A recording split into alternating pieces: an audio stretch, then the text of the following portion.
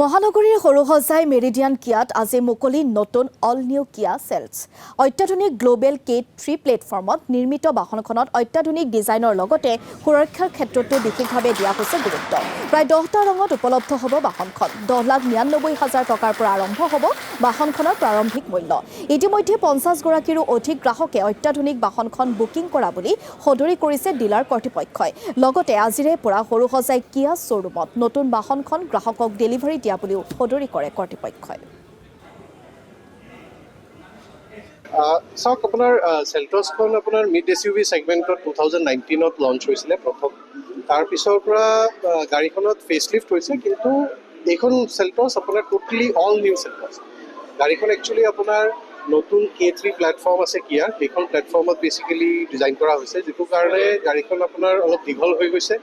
গাড়ীখন হুইল বেচটো বাঢ়ি গৈছে, বহল হৈ গৈছে গাড়ীখন। অভাৰঅল বাকী চেল্টছৰ চাওক, চেল্টছ যেতিয়া প্ৰথমবাৰ লঞ্চ হৈছিলে তেতিয়াই মাৰ্কেট ৰেগুলেশ্যনাৰাইজ কৰিছিলে বিকজ অফ ফিচাৰ্ছ এটা।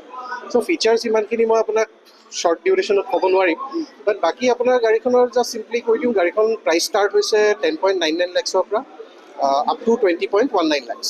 চ' মোটামুটি আপুনি ধৰি লওক যিকোনো কাষ্টমাৰৰ কাৰণে কিবা নে কিবা এটা ট্ৰিম এভেইলেবল আছে। First of all. ছেকেণ্ড হ'ল আপোনাৰ গাড়ীখনত টোটেল 10টা মনোটোন কালাৰ্ছ আহিব, 2টা ডুৱেল টোন কালাৰ্ছ আহিব। মনোটোন কালাৰ্ছতো 2টা নতুন কালাৰ লঞ্চ হৈছে, মেগমা ৰেড আৰু আপোনাৰ মৰ্ণিং হেজ। এইখন যিটো কালাৰ আপোনালোকে চাই আছে এইখন মৰ্ণিং হেজ হয়। চ' আমি এক্সপেক্ট কৰি আছোঁ যে এইখনৰ ৰেছপন্সটো ভাল পাম। অলৰেডি আমি বহুতখিনি বুকিং উঠাই লৈছোঁ।